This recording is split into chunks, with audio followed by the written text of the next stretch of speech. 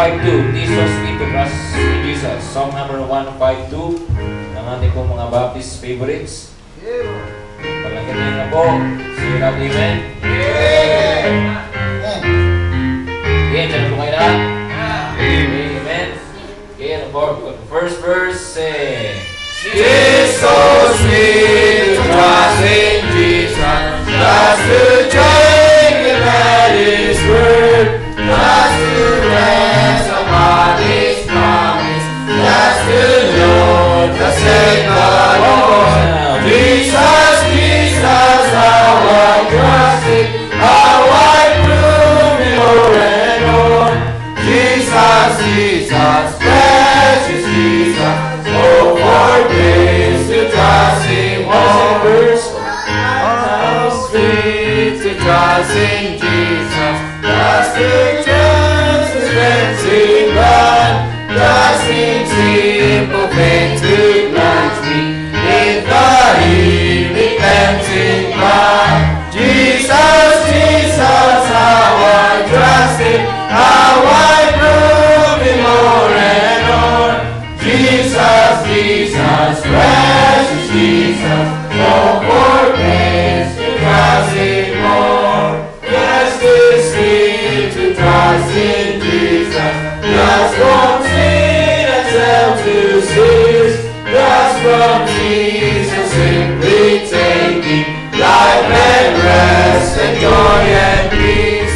Jesus, Jesus, how I trust Him, how I prove Him more and more. Jesus, Jesus, precious Jesus, oh, for grace to trust Him. all the last verse.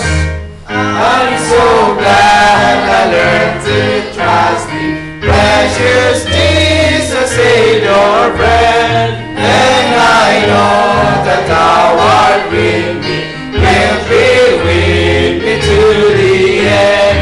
Jesus, Jesus, how I trust Him, how I prove Him more and more. Jesus, Jesus, precious Jesus, oh, for grace to trust Him more. Amen. Amen. Po, tawarin po natin si Pastor para sa ating closing prayer.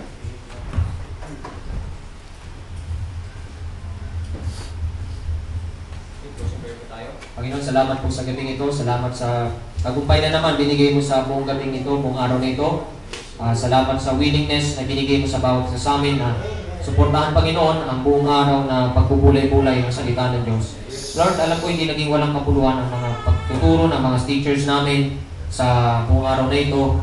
Alam namin, Panginoon, ito'y magagamit namin na epektibong pananggalang sa lahat ng mga dadanasin namin sa darating na linggo. Lord, gamitin mo itong buong araw na ito para kami lalong tumibay at lumakas sa aming pananampalataya kay Jesus. Lord, marami kaming mga pangangailangan, ikaw pong magkaloob. Sino man pong mga kapatiran namin may sakit, hindi ko po alam. Marami kami may naramdaman. Lord, ikaw ang aming dakilang manggagamot. Lord, I pray na makarecover po sila sa anumang mga sakit na ito, Panginoon, upang magamit mo muli ang kanilang physical na katawan sa paglilingkod sa iyo, lalo na sa pangangaral ng iyong Ebanghelyo. Lord, yung mga mag-aaral, magtatrabaho, give them wisdom, favor, protection, strength, provision, and diligence. Ilayo mo kami, Panginoon, sa impluensya ng mga unbelievers, vices, worldliness, temptations. Sa darating na mga araw na ito, Panginoon, teach us to be separate.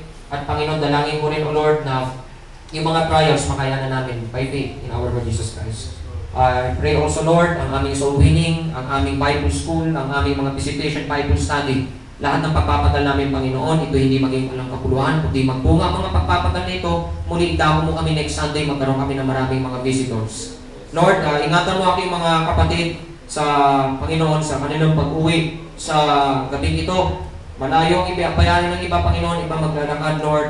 Alam namin, Lord, bagamat mapanganib ang gabi, pero Lord, hindi kami natatakot dahil alam namin, nilalayo mo kami, iniingatan mo kami, Lord. Sa aming pagtulog, bantayan mo kami, isingin mo kami bukas. At ang lahat ng papuri ay binabalik namin sa iyo. Ito lahat ng aming dalangin sa pangalan ni Jesus namin tagapagligtas, and all the people shall say, Amen. Ngayon po natin bawat isa, God bless. Ikaw, Mar.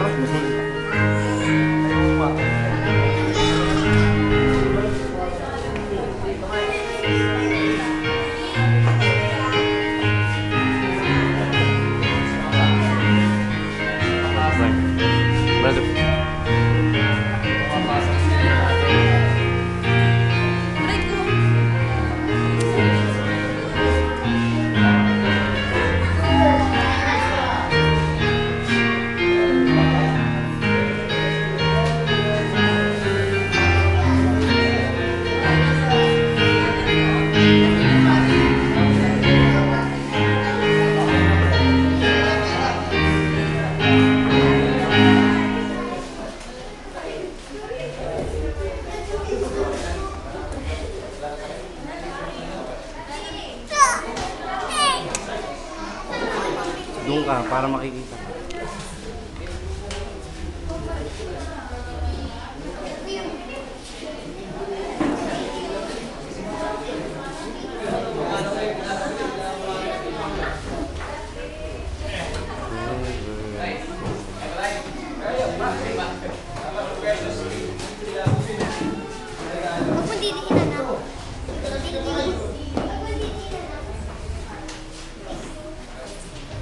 Wiki, meron po sabihin sa amin ng ating wide directress.